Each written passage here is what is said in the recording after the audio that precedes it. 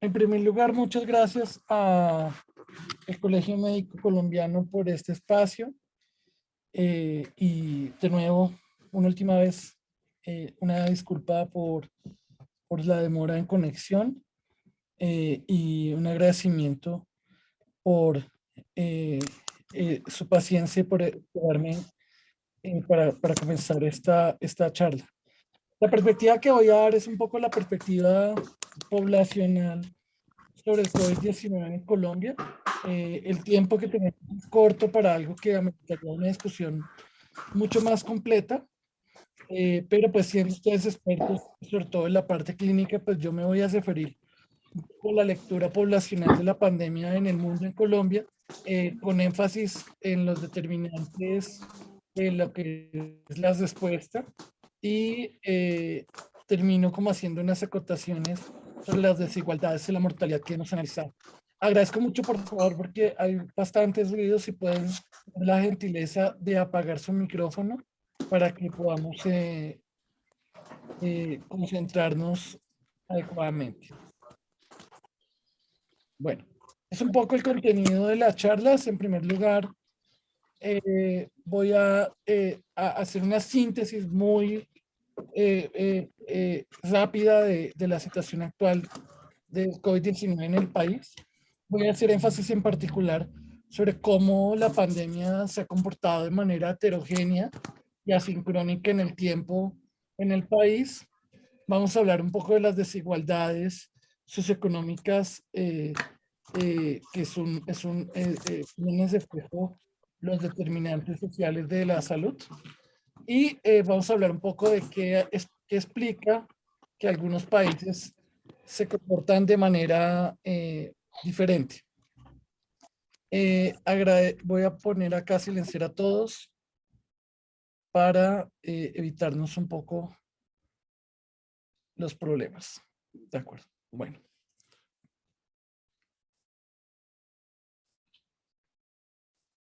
Actualmente Colombia, como todos lo sabemos, está viviendo lo que algunos han llamado su tercer pico o su tercera oleada de contagios.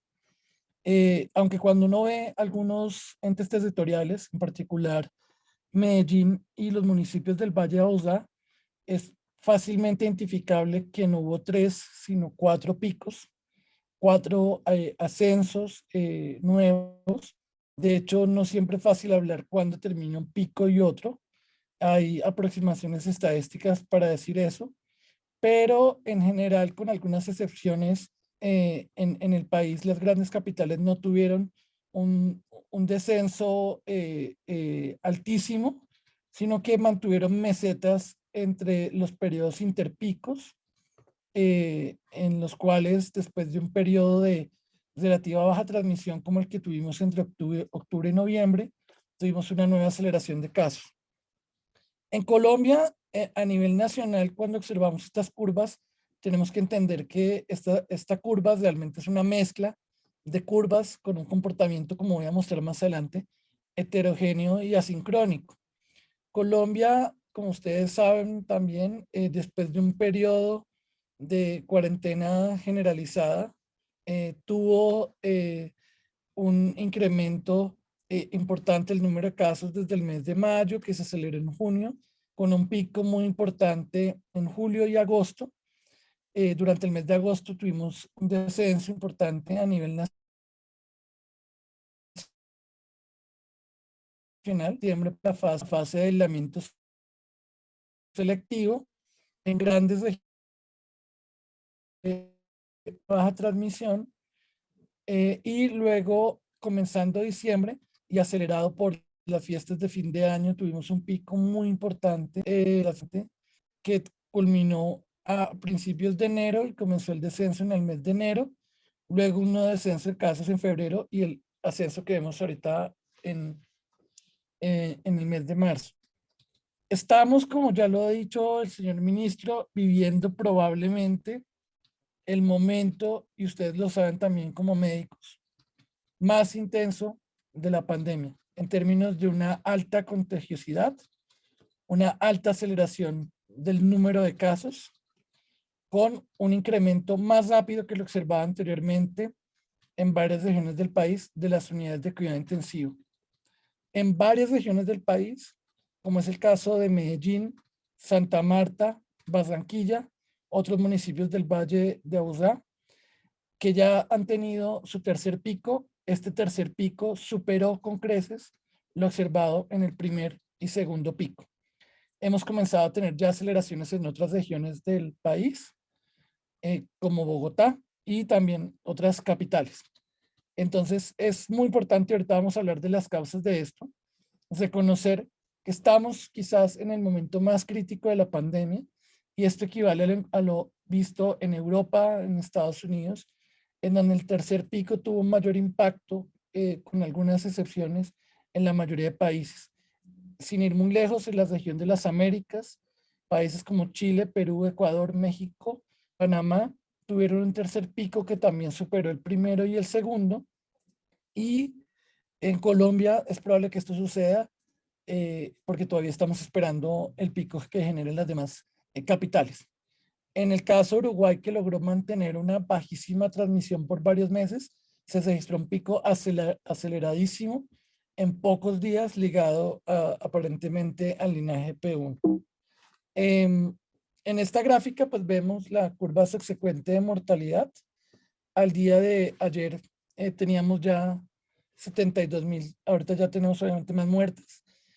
Ahorita me voy a referir a esto porque cuando uno lee las publicaciones científicas, hay un análisis más serio que el que a veces hay de parte de cierto sector de la prensa en relación a esa tentación que todos tenemos y que es válida científicamente hablando, de realizar comparaciones entre países.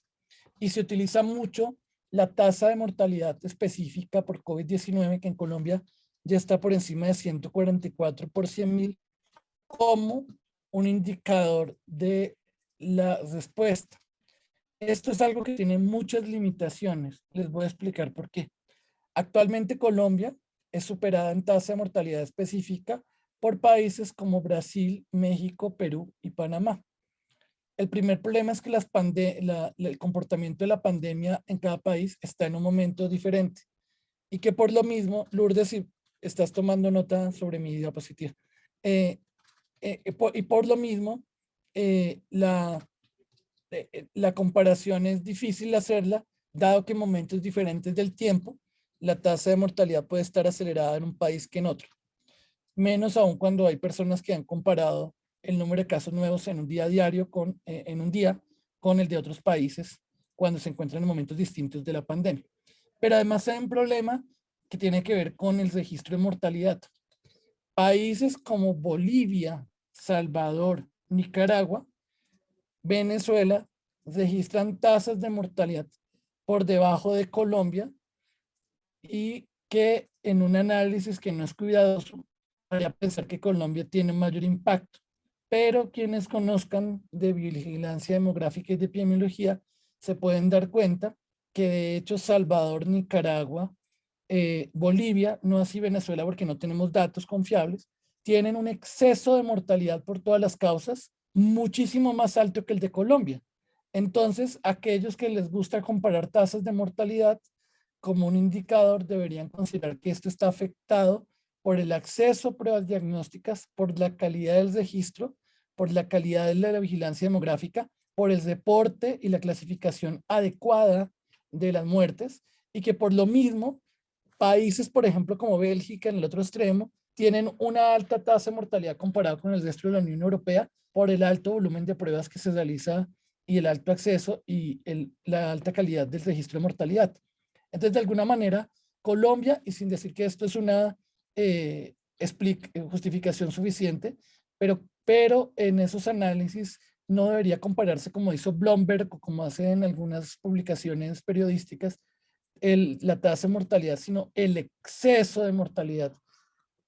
Aún partiendo del hecho que el exceso de mortalidad también depende de la calidad de las estadísticas vitales, pero se afecta menos por el acceso a pruebas y a servicios de salud de calidad. Entonces, un poco para que tengamos la perspectiva cuando comparamos la tasa de mortalidad, estamos cometiendo una imprecisión. Yo no sé cómo quito eh, que alguien me rayó acá, pero bueno. Eh, alguien rayó la diapositiva. Bueno, esta curva pues nos muestra lo que estamos viendo ahorita, una alta aceleración, y ahora otra persona está allá, una alta aceleración del consumo de unidades de cuidado intensivo, que se presenta una presión sobre el sistema de salud y que está llegando a una aceleración muy alta, como observamos acá, desde, desde el mes de abril, y que ha llegado a que vivamos, como ha dicho el ministro, un momento absolutamente crítico. Bueno, voy a omitir los rayones que me están, no sé cómo se puede usar. A ver, bueno,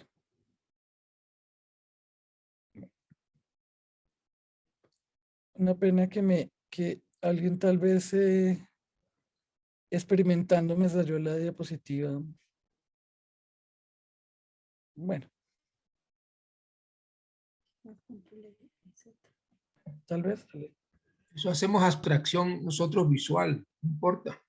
Sí, sí, sí, perdón. Tranquilo, no se preocupe. Bueno, tenemos, sí. Observamos en esta diapositiva algo que quiero mostrar, y es la asincronía de la pandemia en Colombia. Y por lo mismo esa curva nacional es una mezcla de curvas. Colombia tuvo un pico temprano en la ciudad de Barranquilla, eh, que es esta que está acá de naranja, que tal vez estoy señalando con el cursor, que en términos del tamaño de Barranquilla fue un pico muy importante.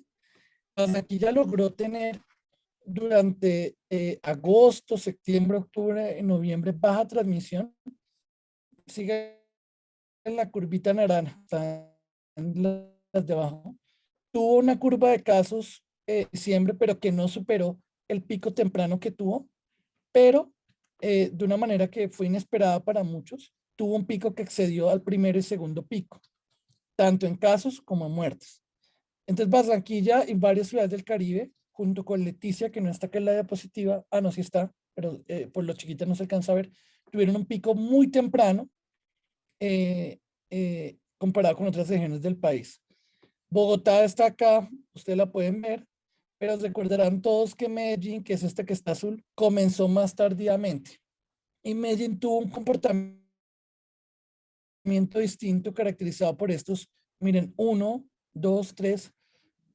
Por último, pueden ver de este como naranjita, que es Manizales, para representar lo que pasó con las ciudades del eje cafetero, que tardaron en comenzar el crecimiento, pero que se aceleraron desde el mes de septiembre. Entonces, esta gráfica lo que quiere mostrar es que no, cuando uno ve la curva nacional, a menudo se le olvida que la curva nacional, perdonen que insista, es una mezcla de curvas. Tenemos, sí, un comportamiento similar en algunas grandes capitales, pero incluso entre las grandes capitales hemos tenido un comportamiento asincrónico caracterizado por ascensos tempranos de algunas capitales, otros que van más tardíos y también heterogéneo. Em, Esto, por ejemplo, para corregir el tema del tamaño de las poblaciones, acá lo tengo por 100.000 habitantes y miren qué interesante. Esta azul es Leticia.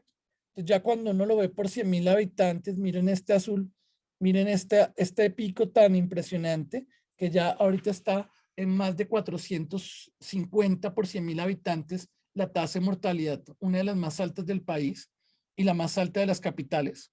Leticia tiene 400, más de 440, 450 de tasa de mortalidad por 100.000 habitantes. Claro, esto es por un tema también del efecto de el bajo tamaño poblacional, porque esto lo logra, entre comillas, lo obtiene con 222 muertes, pero que 222 muertes es mucho para una ciudad tan pequeña. De Leticia claramente tiene un pico muy marcado para su tamaño poblacional, seguido de un valle muy largo y luego el pico que también se presentó en el mes de diciembre. Vean también lo que está pasando en Barranquilla, un pico también temprano, no tan temprano como el de Leticia, un valle muy largo, un pico de casos no tan grande, y luego este gris acá gigantesco que todos sabemos que está pasando en Barranquilla, que de hecho tiene dos muescas, como si fueran un par de tosas gemelas, que obedecen a dos periodos de hipercontagio, que ahí les dejo la tarea cuáles son, que se relacionan con Barranquilla.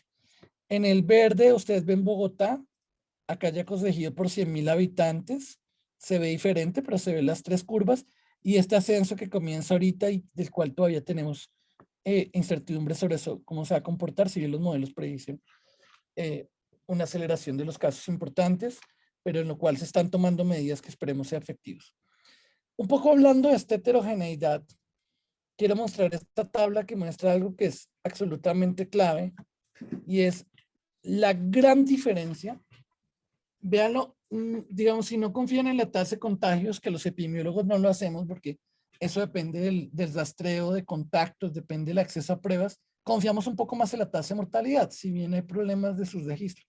Y miren lo marcado, mientras en cabeceras municipales la tasa de mortalidad está en 169, por encima del promedio nacional, en centros poblados y rural disperso está en apenas 50. Entonces, gran parte de las muertes en términos absolutos y relativos que tenemos en el país son aportadas por los núcleos urbanos. Esta es una infección, todos lo sabemos, de un carácter eminentemente urbano por la densidad poblacional, por la tasa de contactos que implica la vida urbana. Es una, de hecho, ese es parte del debate que está en algunas revistas científicas sobre el bajo impacto que la pandemia ha tenido en África, si bien es cierto que uno de los problemas es sus registros. Y para verlo gráficamente, si le doy acá, esto lo va a coser, o me toca cambiar la pantalla acá. Bueno, voy a cambiar acá de... Otra vez dice que me quitaron el compartir pantalla, si me lo pueden habilitar, por favor. Que otra vez dice que no tengo, si me pueden hacer hospedador. Gracias. Dice que no puedo compartir pantalla.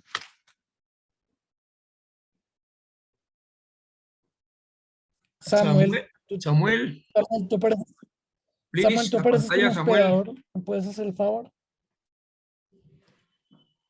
Samuel.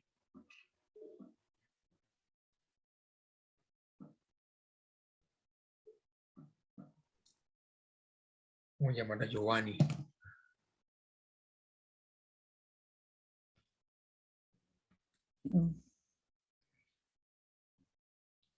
Dejé de compartir pensando que podía compartir otras cosas. Pero Samuel está de hospedador y me tiene que dar a mí el atributo de hospedador. De lo contrario, no puedo ni volver a compartir la presentación ni el video que iba a mostrar. No sé por qué me quitaron el...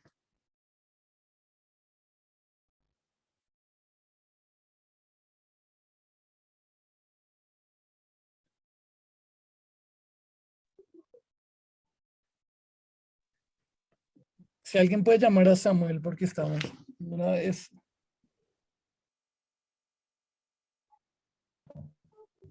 Ya lo estoy llamando. Ya. Ah, ¿usted lo está llamando, Marulo? Sí, sí. Ah, bueno. Ok. Gracias por la invitación.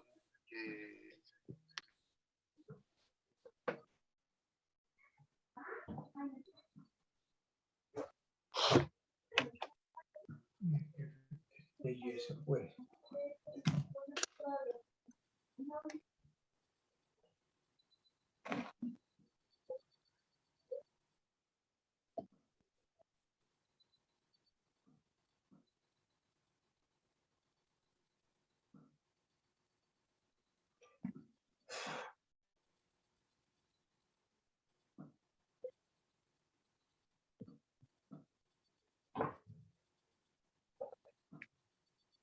Que Geo Bernal dejó comenzó a grabar y ya, ahora sí. Por Todo favor. ya, está como... Muchas gracias. Bueno, no me lo quiten por favor porque luego entonces vuelve el otro problema. esta animación yo quiero que la vean con Doctor, cuidado. disculpe Señor, un momento. Lo que pasa es que hay la gente presentación ahí. entonces yo sé que a veces es un poco molesto porque usted está haciendo eso, entonces si quiere, si no tiene que volver a cambiar la pantalla, me puede volver a devolver el anfitrión te lo, para te- seguir dándole entrada a la gente, doctor. te lo devuelvo ahorita porque tengo que cambiar esto y la otra. Ya te la vuelvo. Le vuelvo. Este video muestra cómo ha sido la evolución asincrónica de la pandemia. Entre más caluroso sea el color, indica una mayor afectación. Quiero que lo observen con cuidado, demora quizás unos pocos minutos, pero comienza a mostrar cómo comenzamos con una aceleración en el Caribe y en Leticia, que acá se comienza a ver esa aceleración, pero estos departamentos del sur del país tardan en afectarse. Luego tenemos la afectación ya de la región andina, que fue la que se observa en agosto-septiembre. Luego ya comienza ya a afectarse algunas zonas del sur del país que no habían estado afectadas, salvo Leticia, que sí tuvo un ascenso temprano. Ahorita vamos a observar en noviembre y diciembre, miren el descenso, cómo comienza varias áreas a ponerse amarillitas ahí está, noviembre, y ya en diciembre otra vez comienza a acelerarse importante, otra vez vemos esa aceleración en enero, y ahí en febrero, en enero, a finales de enero y febrero bajó, y ahorita vamos a volver otra vez la aceleración del mes de marzo, que es el pico que estamos viviendo ahorita, particularmente ahí está, y ya comienza a desacelerarse, y acá está el pico. Es un poco, esto, digámoslo, uno tendría que verlo con más detalle para, eh, para profundizar en el tema, pero me parece que amplifica muy bien la idea que quería demostrar y es la heterogeneidad y la asincronía que tiene la pandemia en el país y que representa muy bien este gráfico con la diferencia de la tasa de mortalidad entre cabecera urbana, áreas rural dispersas. Bueno, uno de los problemas que por supuesto es de interés para nosotros son las desigualdades, particularmente aquellas desigualdades que son injustas, que en salud pública les llamamos inequidades en salud. Voy a mostrarles primero algo importante. Ustedes saben que una alta proporción de las muertes ocurren en adultos mayores. Ha existido un poco el rumor de que hay un incremento de las muertes o de la afectación en adultos jóvenes, pero esos cambios no son significativos en términos de que el gran volumen de la carga de la enfermedad en términos de mortalidad específica e incidencia de casos graves sigue como se dan cuenta en este azul clarito, en estos tres colores del principio, sigue concentrada en más de un 70% en los mayores de 60 años. Esto es muy importante porque algunas personas no han entendido bien esto del Plan Nacional de Vacunación. El Plan Nacional de Vacunación en su fase 1 tiene como objetivo principal reducir la mortalidad específica, la incidencia de casos graves. La reducción del contagio es una meta a largo plazo del plan, pero nuestro objetivo ahorita es vacunar a los más vulnerables. Si bien es cierto que por haber hipercontagio podemos encontrar en números absolutos mayor número de personas jóvenes afectadas con complicaciones, el hecho, y acá se los demuestro a ustedes estadísticamente con datos del 28 de abril, el hecho fuerte, acá ustedes ven la tasa de mortalidad por grupos de edad, para cada una y tres barritas, estas son semanas epidemiológicas. La primera corresponde, el azul, al primer pico, el segundo al periodo entre el pico, al segundo pico y el tercero al tercer pico. Y ustedes se pueden dar cuenta que de manera invariable la mortalidad pues es abismalmente más alto en los adultos mayores que los adultos jóvenes. Entonces, independiente que hayamos registrado un incremento de la infectividad, de la contagiosidad en adultos jóvenes, los datos fuertes muestran en los grandes números que la gran afectación sigue sobre los adultos mayores, sin menospreciar el peso y la importancia clínica que tienen. Y acá lo tenemos con datos de letalidad en primero, segundo y tercer pico por grupos de edad. Acá hay algo interesante porque uno y uno podría decir, pero ¿cómo así que ahora hay menos letalidad y yo estoy viendo más muertes? Pues tú puedes tener igual letalidad o menos letalidad y ver más muertes en términos absolutos porque tienes hipercontagio. Es decir, que no necesitas que un linaje sea más agresivo para causar más muertes. Si tienes más contagiados, incluso si la letalidad permanece constante, o incluso si la letalidad disminuye, podrías tener más muertes por una alta contagiosidad. El volumen de infectados es más grande, entonces incluso con una mejoría de la capacidad de tratamiento, podrías observar un número de muertes importantes. Esto es una gráfica que me gusta mostrar, la de exceso de mortalidad, porque yo les decía ahorita, de verdad, no nos basemos solamente en la tasa de mortalidad específica para comparar países. Veamos el exceso de mortalidad y vean cuánto es el exceso de mortalidad en fuentes oficiales y internacionales independientes que tiene países como Salvador, Bolivia, Nicaragua. Ese exceso de mortalidad se afecta menos por el acceso a pruebas, aunque sí depende del registro de mortalidad. Esta curva gris que ustedes ven es el canal endémico de las muertes por todas las causas, excluyendo causas naturales, excluyendo causas externas, entre 2015 y 2019, en el periodo prepandémico. Este rojo es el comportamiento del exceso de mortalidad en 2020 y este azul en el 2021.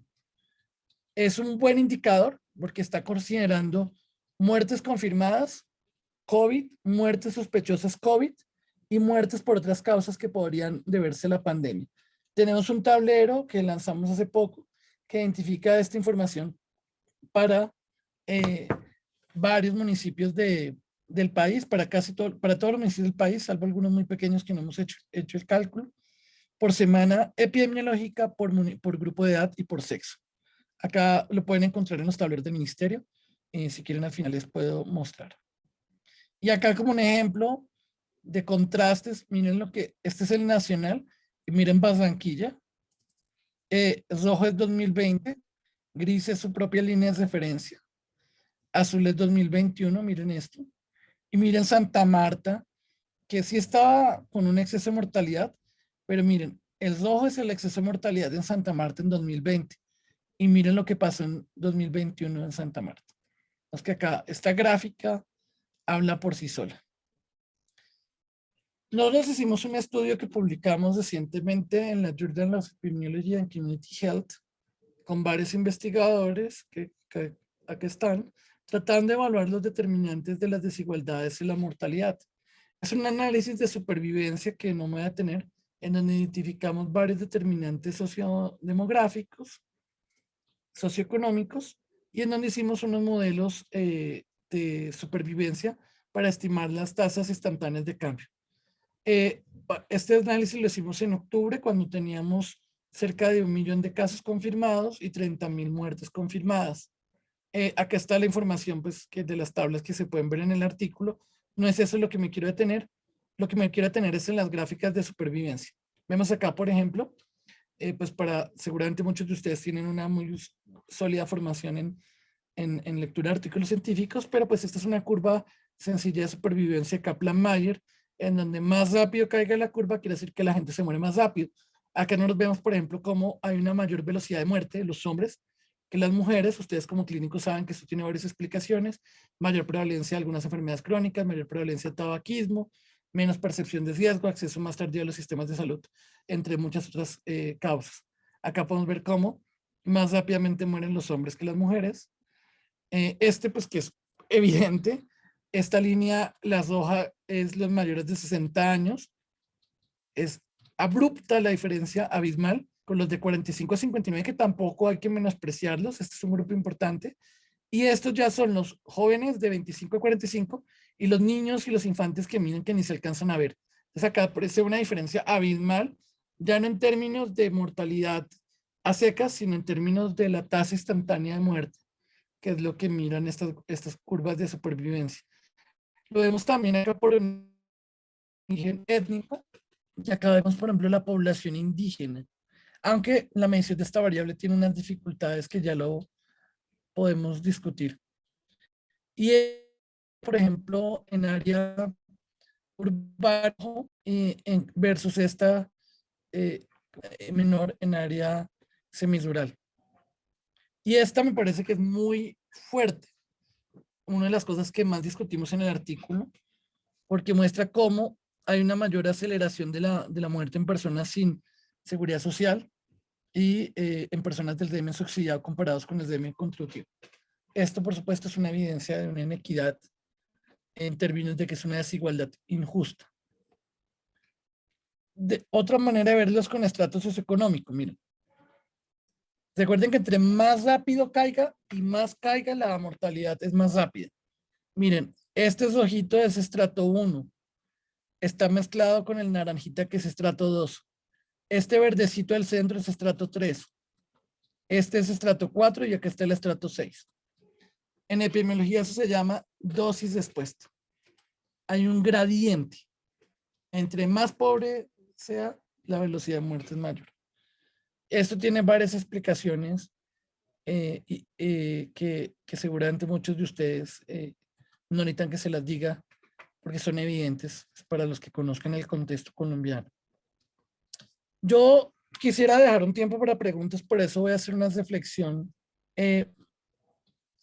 importante.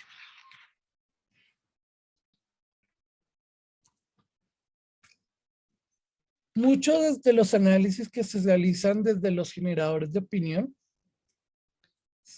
se basan en el papel de la gestión de la respuesta a la pandemia, en el papel que el Estado y las instituciones tienen o tenemos que cumplir para disminuir el impacto de la pandemia.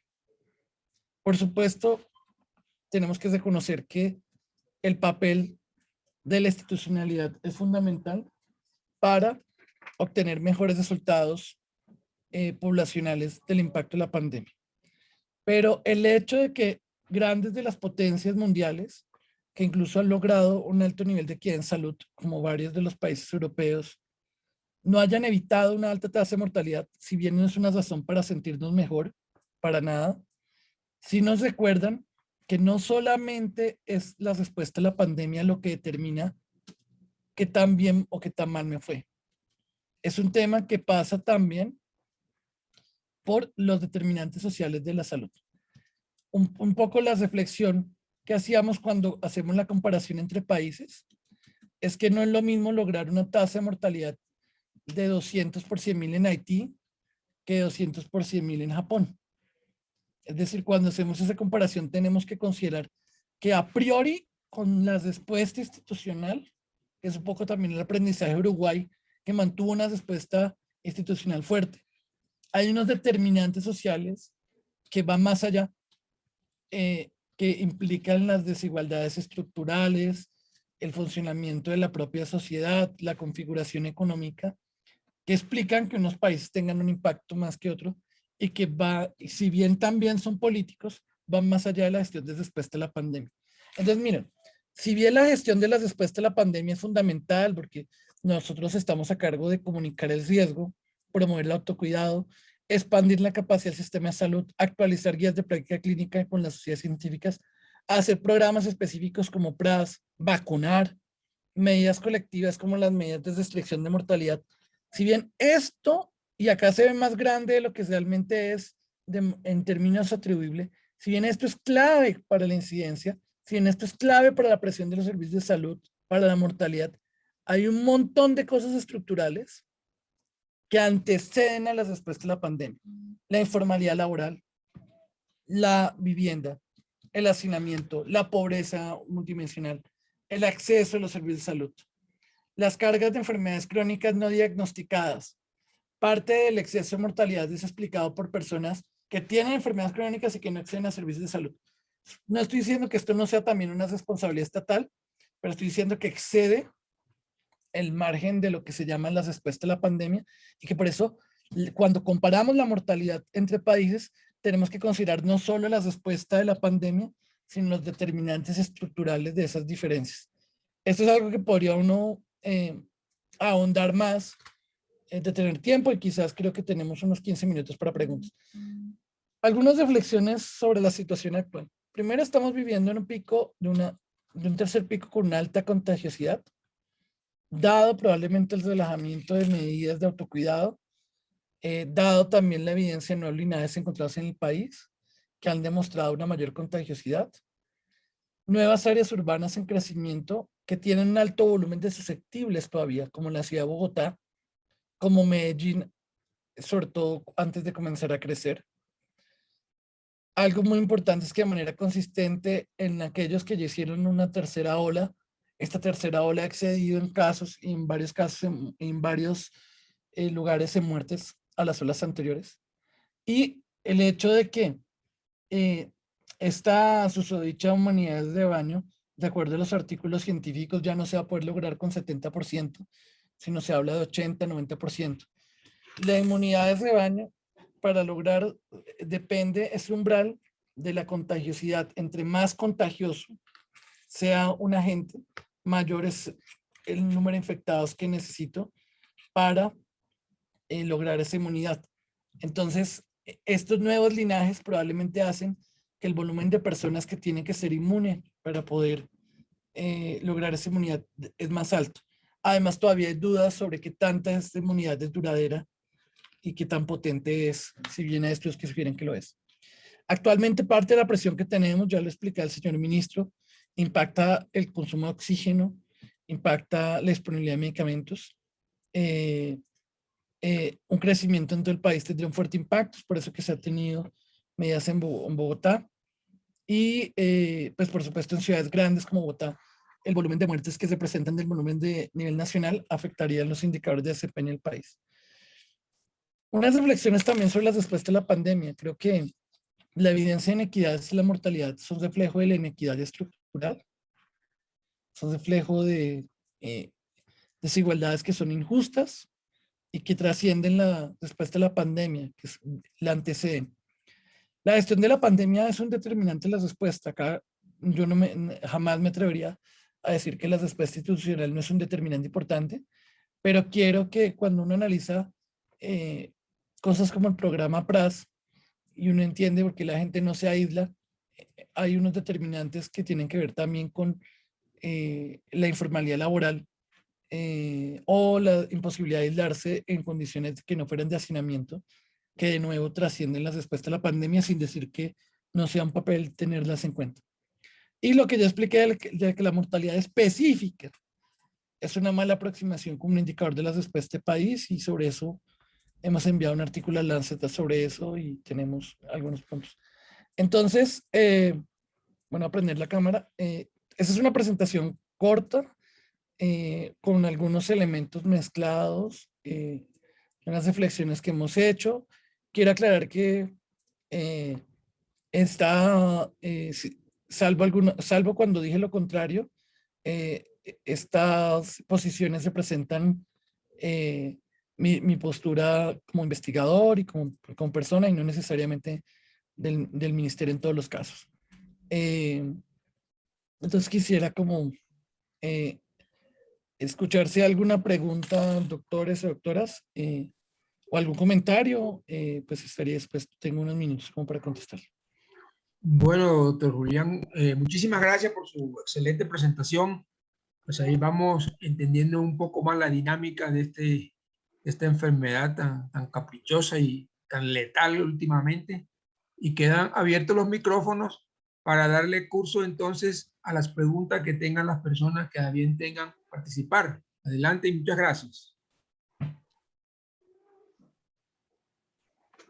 Buen día, ¿me escuchan? Sí, señor. Sí, yo tengo una pregunta más bien hacia el futuro. Pues tenemos unas condiciones específicas, país, que nos lo explicó muy bien. Si no modificamos ninguna de ellas, tenemos las mismas condiciones, el mismo ritmo de vacunación, la misma capacidad de respuesta del sistema de salud. ¿Cómo lo ve usted en 6 meses, en un año, esta pandemia y si se pueden extrapolar datos de morbimortalidad? Bueno, yo Yo sería muy prudente porque creo que la pandemia nos ha enseñado a todos, incluyendo a los epidemiólogos, la humildad frente al comportamiento, la imposibilidad a veces de hacer, más bien las limitaciones para hacer predicciones. Yo creo, poco voy a ver las respuestas en dos perspectivas diferentes. Primero, que la pandemia deja en evidencia unas fortalezas y unos desafíos para el sistema de salud. Eso sería otra charla que no me atrevería a hacerla solo, porque en efecto, dentro de las fortalezas está la capacidad que mostró el sistema para hacer una expansión de las unidades de cuidado intensivo, para expandir el volumen de laboratorios de biología molecular a lugares donde nunca habían existido. Y entre los desafíos, pues, por ejemplo, la necesidad de seguir fortaleciendo la vigilancia epidemiológica, particularmente programas como los de PRAS. Yo esperaría, y una oportunidad para ello es el Plan Decenal de Salud Pública, la oportunidad de que las competencias básicas, las capacidades básicas en salud pública pueda, digamos que ser un propósito nacional, mejorarlos. Sobre la segunda parte de la pregunta, ya termino, el comportamiento de la pandemia. Creo que hay esperanzas sobre la alta efectividad para prevenir formas graves de las vacunas. Creo que Colombia ha asegurado una alta disponibilidad, sin meterme en ese tema que está un poco fuera de mi competencia, pero una alta disponibilidad que ha sido progresiva, paulatina, y que pronto avanzará a terminar de vacunar a los más vulnerables. Lo de la inmunidad colectiva o rebaño es algo que seguramente tomará más tiempo de lo que pensamos. Por eso creo que deberíamos centrarnos en la sección de mortalidad y de incidencia de casos graves, que es lo que tiene más impacto social, económico. Por favor, apaguen los micrófonos, creo que...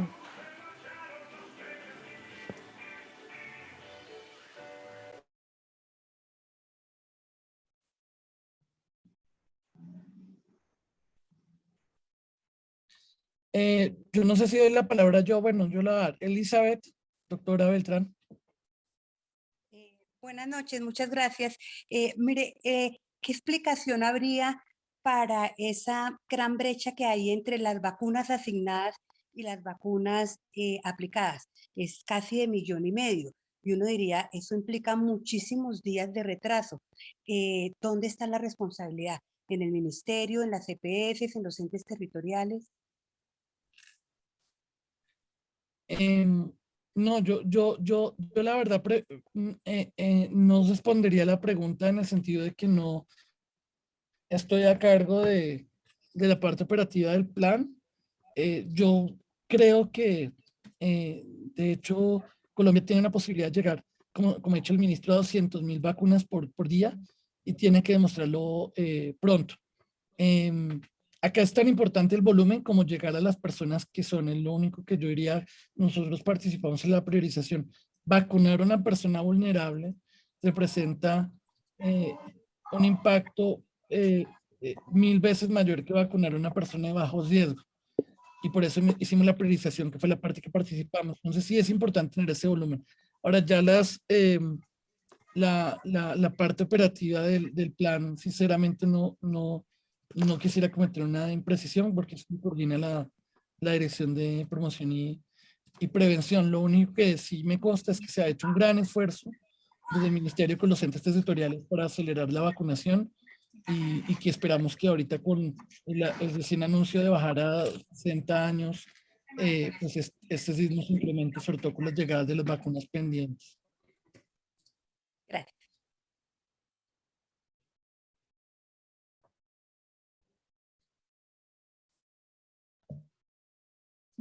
Muchas gracias. ¿Tienen alguna otra pregunta o algún otro comentario? Estaba tardes. bien cosero, sí. Adelante. Doctor Fernández, ¿sí me Señora. logra escuchar? Sí, señora. Lo que pasa es que yo quisiera que me hiciera como de pronto una explicación sobre los beneficios que tiene la vacuna y lo que han dicho ahorita los medios de comunicación, que debemos de vacunarnos cada año. ¿Qué tiene eso de verdad? Bueno, voy a tratar de responder, pero un poco hago la advertencia. Yo creo que nuestra pericia es más sobre los criterios de priorización y la parte epidemiológica que era el tema de la charla, y no soy experto en vacunación, si bien asesoramos también algunos temas de evidencia científica. Hay evidencia preliminar que sugiere que puede ser necesario en algunas vacunas hacer un refuerzo, como se hace con influenza. Todavía eso no es certero. Hay unas declaraciones que han sido públicas de uno de los cofundadores de Pfizer, pero digamos que hay ciertamente pues, todavía la necesidad de evaluarlo. Ahora, esta es una posibilidad que siempre se contempló, la necesidad de hacer revacunación anual, no solo una vez, sino varias veces. Yo creo que esto hay que interpretarlo. Buenas noches.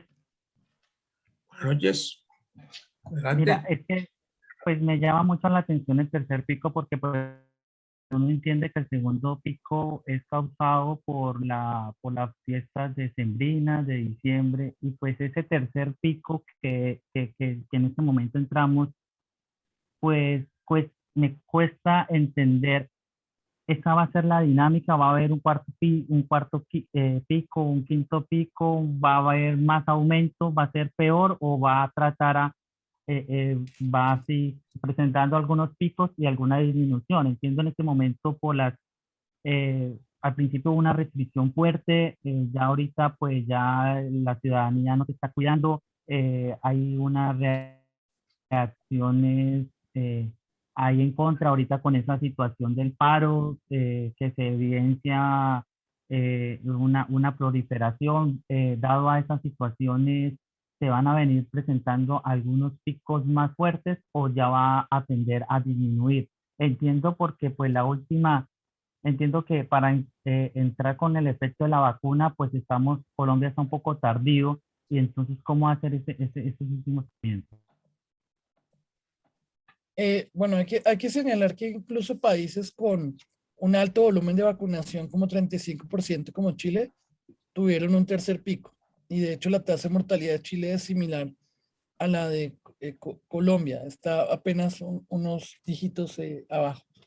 Entonces sí, ciertamente, si bien acelerar la vacunación es indispensable, totalmente indispensable, y en eso creo que hay un compromiso del ministerio para hacer esa aceleración.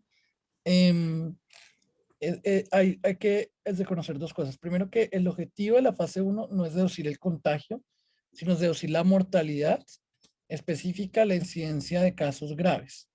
Por eso se está vacunando primero los más vulnerables, en etapa 1 mayores de 80 años y el talento humano en salud, por razones que además son bioéticas. En etapa 2, talento humano en salud y personas de 60 a 79. Y en etapa 3, entre otros grupos, pero principalmente las personas con enfermedades crónicas, que han demostrado mayor riesgo de complicar y morir.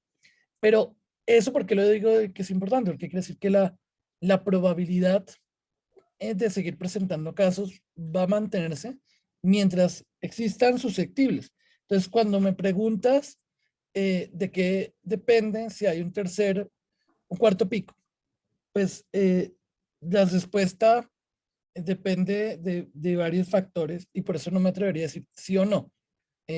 Como nos atrevimos con el segundo pico a decir que no habría uno tercero. Y siempre fue una posibilidad. Primero, depende del número de susceptibles. En ciudades como Leticia, se estima que casi el 100% de la población fue infectada. Entonces esa probabilidad es menor. Pero tenemos ciudades en Bogotá que para el 17 de noviembre, obviamente ya es aumentado. El Instituto Nacional de Salud tenía una seroprevalencia proyectada del 49%, menos de la mitad. Ahorita ya sería más con la aceleración de diciembre y enero. Insisto, estos datos no están actualizados. Pero mientras existan paquetes de susceptibles, es posible que tengamos nuevos picos. Ahora, esperamos que picos de casos no se correspondan con picos de muertes, y eso dependerá del segundo factor, que es la vacunación. El tercero es la aparición de nuevos linajes más contagiosos. Entre más contagiosos sean los linajes, el umbral para alcanzar esa inmunidad colectiva va a ser mayor. Nosotros hablamos del 70%, pero ya hay artículos que hablan de 80, 90%, o que incluso casi que necesito que todos se infecten para lograrlo. Entonces yo creo que el objetivo acá, más de que no haya un cuarto pico, es que, de casos, es que no haya un cuarto pico de muertes, ni de ocupación en UCI. Pero hay que entender que en el 2021 vamos a seguir teniendo circulación y por eso es importante mantener las medidas de autocuidado, profundizar la vacunación, mantener los programas de rastreo. En quien sigue, tal vez tres preguntas más. Nelson Mariño. Gracias, doctor Julián. ¿Me escuchan? Sí, señor. Gracias. Bueno, primero, muchas gracias por la presentación. La labor, digamos, de compra es de las más difíciles que hay. Estoy hablando del tema de vacunación. Entonces, digamos, y en esto vamos a tener que seguir con incertidumbre, escasez, en fin. ¿Qué estrategias ha visualizado el gobierno para administrar esa incertidumbre? Y otra cortica de vacunación, digámoslo, con una vacuna tan lábil como la de Pfizer, ¿por qué no tomar una decisión, digamos, como se nos vence tan rápido, de una vez, si no van a alcanzar, que de una vez la resolución permita que si no se alcanzó al grupo y estamos en el tercer día, que arranquen con otros grupos? ¿Cómo lograr esa flexibilidad que ayer, por ejemplo, antes de ayer, casi se pierden unas en Bucaramanga, la semana pasada se perdieron algunas en Cali? ¿Cómo hacer para lograr, digamos, agilidad ahí en eso? Gracias. Yo creo que ahorita tenemos, esto hace parte como del desafío que es operativo, y es que no fue caprichoso bajar por grupos de edad. Nosotros hicimos modelos matemáticos y hay datos empíricos que muestran que vacunar más rápidamente y hacer ese esfuerzo intenso a los mayores se traduce en lograr retornos en salud más rápidos. Si uno hubiera abierto todos los mayores de 60 al tiempo, los que irían más rápidamente son los más jóvenes, entre comillas, los de 60, porque son los que tienen menos problemas de movilidad y los que van a asistir más rápidamente. Pero resulta que en términos poblacionales, lo que genera cuando tienes un bien que crece de manera paulatina, beneficios, retornos en salud más rápido, es identificar a esos grupos más vulnerables. Por cada incremento un año de edad, el riesgo relativo puede subir entre 15 a 20 veces. Entonces ese énfasis y ese que hicimos en tratar de buscar a los mayores de 80 y que una vez bajamos de década, dijimos, los mayores de 80 pueden ir sin agendamiento, y lo mismo en el caso de los de mayores de 75 y luego los mayores de 70, era para tratar de hacer esa búsqueda. Yo entiendo la preocupación y lo que yo diría es que hoy se hizo un anuncio muy importante, que es la apertura de 60 a 64, y pues acá hay un volumen de personas muy grande, muy grande. Estamos hablando que mientras en 65-69 había 1.695.000 personas, en 60-64 hay 2.5 millones. Entonces, estamos hablando de unos volúmenes grandes que yo creo que solucionarían ese problema. Pero creo que el esfuerzo en buscar vulnerables es muy importante y ya los expertos han varias veces demostrado que la cantidad de muertes que salvo identificando apropiadamente a las personas de mayor riesgo es significativamente más alta. Digamos, se ha determinado que para salvar el mismo número de vidas que se logra vacunando a cada persona de 75 años, tendríamos que vacunar 20 de 50 años, 100 de 40 años o 1000 personas de 20 años. Entonces, al ser la vacunación no solamente un beneficio individual, sino un beneficio prioritariamente colectivo, ese esfuerzo de buscar a los mayores tenía todo el sentido. Gracias, Nelson. Carolina, diga ahora. Hola, Carolina. Hola Julián, me da mucho gusto saludarte. Qué gusto verte acá también en esta presentación. Julián, quiero hacerte una pregunta. Usted nos muestra al inicio de la presentación que nos ha encontrado un incremento en la mortalidad para grupos etarios menores de 60 años en este pico de la pandemia. Julián, sin embargo, cuando nosotros hemos mirado y nos comparamos, por ejemplo, en las UCIs con pacientes de los anteriores picos, la mayoría de los pacientes de los anteriores picos generalmente eran pacientes de mayores de 60 años en términos generales. Pero llama la atención este pico, Julián, porque cada vez vemos que más camas y más ocupación está siendo dada por personas cada vez más jóvenes. Entonces, en mi experiencia acá con las unidades de cuidados intensivos, es que estamos viendo cada vez que las UCI se están ocupando por personas más jóvenes y pues como epidemióloga pues yo estoy empezando a notar esta situación. Ustedes que pues tienen acceso a los datos, Julián, han podido revisar si hay algunos cambios en las edades para los pacientes que ingresan a UCI, no en términos de mortalidad como tal, pero sí a los pacientes que ingresan a UCI. Es como esa preocupación, esa percepción que estoy viendo, Julián, y no sé si ustedes han podido analizar. No, por supuesto que sí, pero hay que diferenciar dos cosas. O sea, lo primero hay que enfatizar, o sea, que exista una posible reducción del número de personas jóvenes en UCI y de muertes no cambia el hecho de que la diferencia es abismal comparada con adultos mayores. Abismal. Y eso, exacto.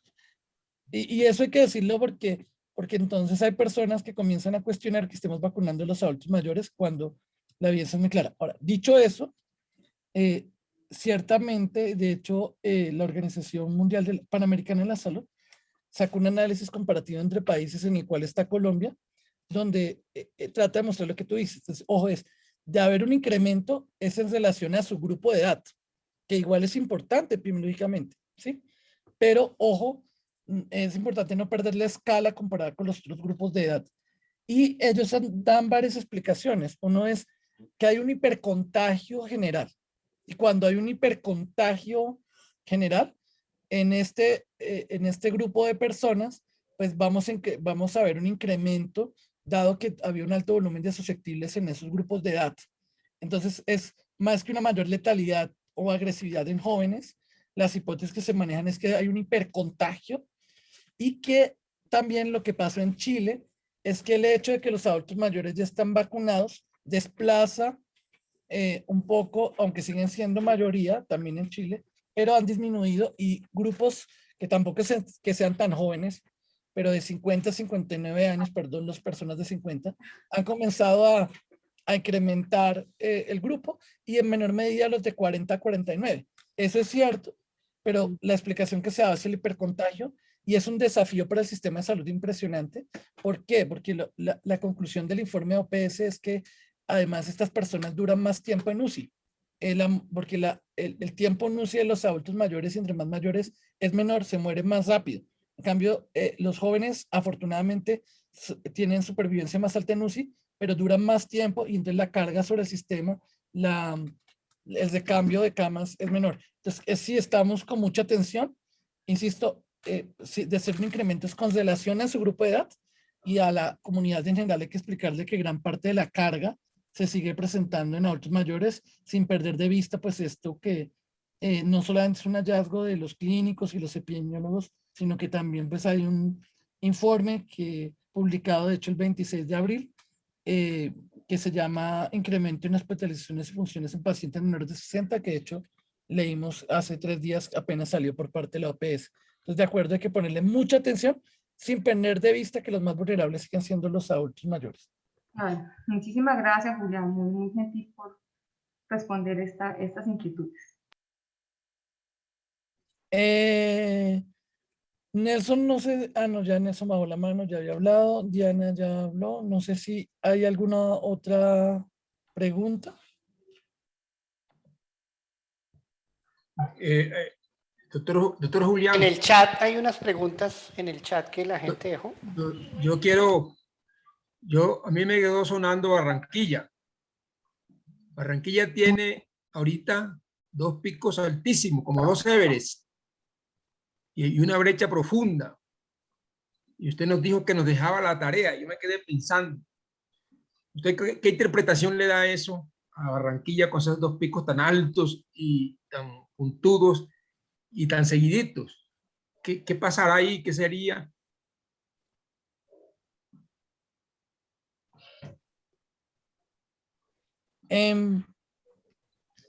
Yo creo que eso ameritaría un análisis mucho más largo. O sea, yo creo que Barranquilla nos enseña, entre otras cosas, que incluso con una alta exposición en Barranquilla, en el mes de noviembre, el estudio de seroprevalencia del Instituto Nacional de Salud estimado ya que una alta proporción de la población estaba infectado. Se hablaba de casi al 10 de octubre, al 14 de octubre, del 55%. En la última estimación que hicieron para el 10 de abril ya se habla del 90%. Entonces, primero nos habla de una alta contagiosidad que puede tener varias explicaciones biológicas, pero también de la necesidad de la necesidad de mantener las medidas. Yo creo que el relajamiento que puede a veces paradójicamente ocasionar, por ejemplo, que hayas tenido baja transmisión varios meses, pues es algo que nos da un aprendizaje de que esto no ha terminado. Ya lo otro, digamos, es susceptible de muchos análisis que está haciendo la propia Secretaría de Salud de Barranquilla y varios investigadores.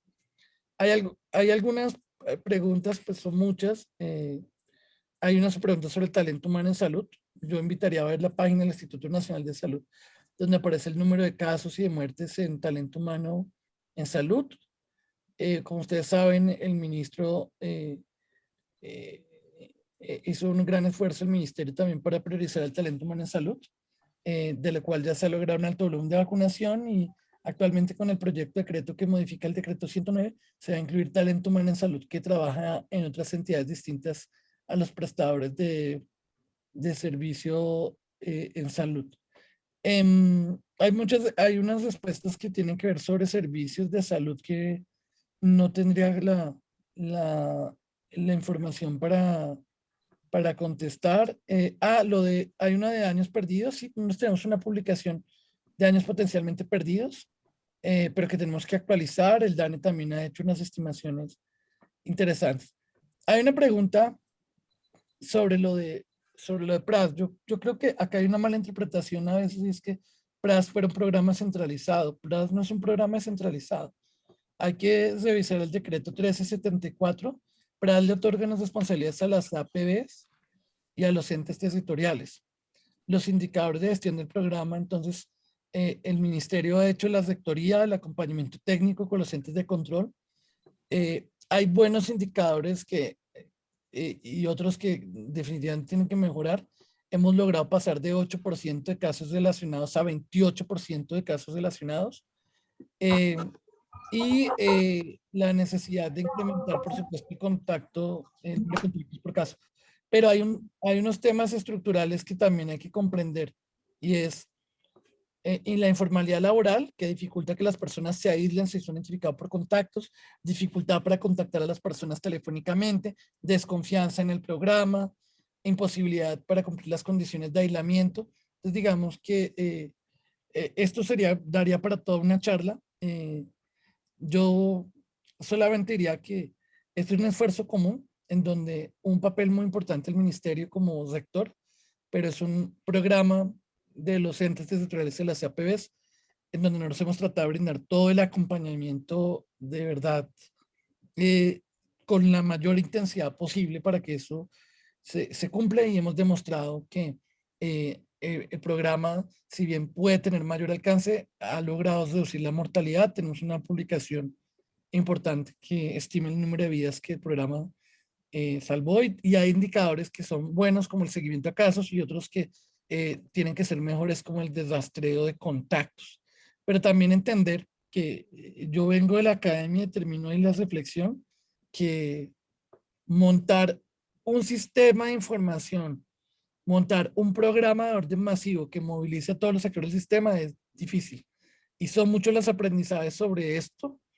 Y acá seguimos, por supuesto, trabajando para que el programa incremente sus resultados. Al respecto, hay un informe que prontamente vamos a publicar que trata de presentar un balance del papel de todos los actores.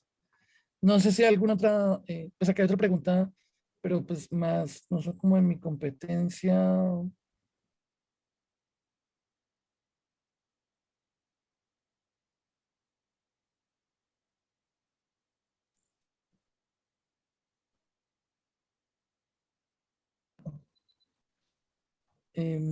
Acá hay una cosa, bueno, hay dos preguntas ya como para ir terminando.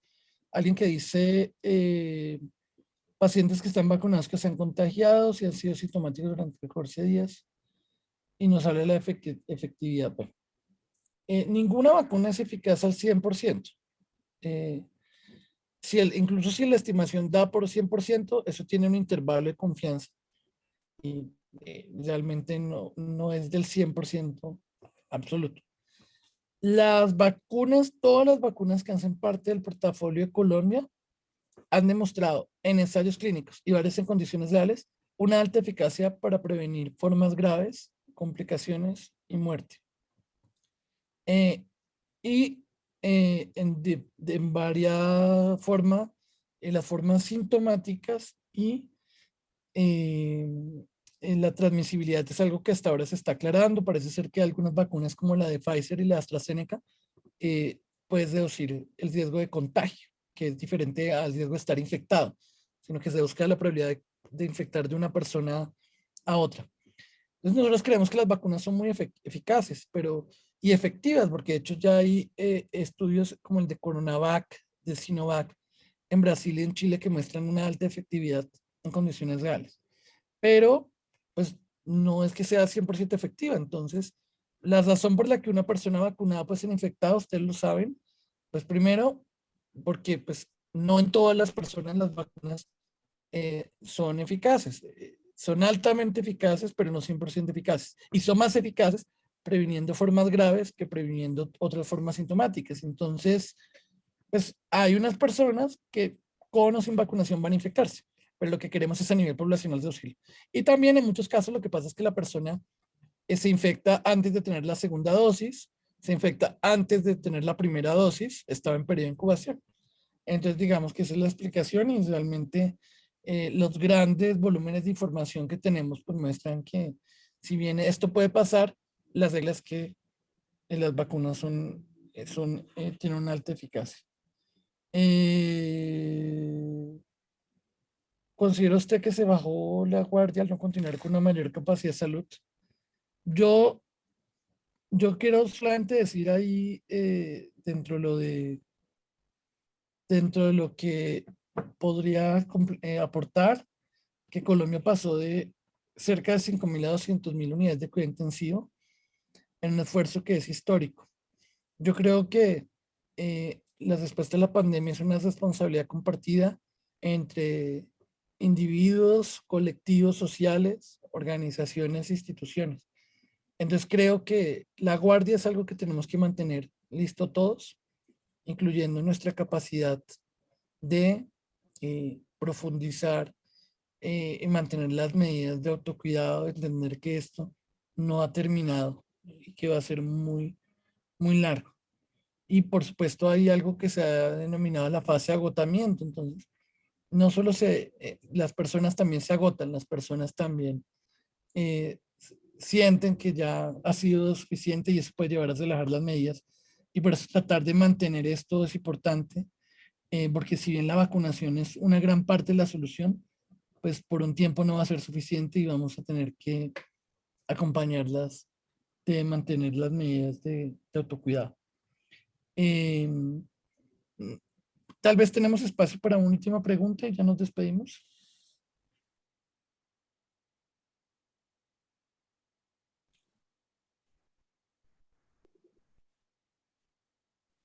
Bueno, si no hay más preguntas, entonces nos despedimos. Doctor Julián, muchísimas gracias, de verdad. El Colegio Médico Colombiano queda muy agradecido con usted por esta excelente presentación, por estas dudas y aprendizajes que hemos tenido. De verdad que tenemos que seguir en este tema. Los invito entonces para el próximo jueves, donde vamos a hablar ya de virología, donde vamos a meter al virus. Vamos a conversar con un experto en virus, un infectólogo, el doctor Carlos Pérez, y vamos a hablar entonces un poco de la vacunación y la inmunidad de rebaño, de las cepas, el comportamiento del virus. En fin, vamos a aprender mucho porque, como bien lo dijo el doctor Julián, esto va para largo y no sabemos muchas cosas. Estamos aprendiendo todos, absolutamente todos. La humanidad entera no sabe el comportamiento. Por ejemplo, a mí ya hoy aprendí una cosa. A mí se me hablaba de la humanidad, de que la humanidad de grupo, o que llaman inmunidad de rebaño, se adquiría con el 70%. Pues ya miren ustedes que ya el virus está dando otra señal y ya parece que la inmunidad no va a ser del 70%, el rebaño no es como el 70% de vacunados, sino el 80% y hasta el 90%. O sea que estamos aprendiendo todos los días. Lo que pretendemos con esta cita con el experto precisamente es estar atentos y estar aprendiendo, y queremos participar activamente, no ser parte de la problemática, sino de la solución, y aprender con ustedes todos y con expertos que cada semana nos vienen a dictar estas conferencias. De manera que, doctor Julián, mil gracias por su generosidad. Yo sé que ustedes están muy atareados allá, porque hoy fueron 520. 505. De manera que yo no sé cuándo será mañana o pasado, y a nosotros nos corresponde estar muy atentos y aprendiendo. Muchas gracias a todos y los esperamos el próximo jueves en nuestra cita con el experto. Muchas gracias. Muchas gracias, doctor Julián, doctor Stevenson. Muchas gracias, doctor Guerrero. Muchas gracias. Precise, doctor Guerrero, entonces al doctor Carlos Pérez, que fue su infectólogo en Samaritana cuando usted era gerente de ese hospital. ¿Se acuerda, no? Sí, señor. Bueno, para el próximo jueves, el doctor Carlos Pérez es infectólogo. Muchas gracias. Buenas noches, hasta luego. Buenas noches. Muchas gracias. Muchas gracias. Buenas noches a Gracias todos. a todos. Muchas gracias por el espacio y las preguntas tan interesantes. Bueno. Gracias a todos. Feliz noche. Gracias.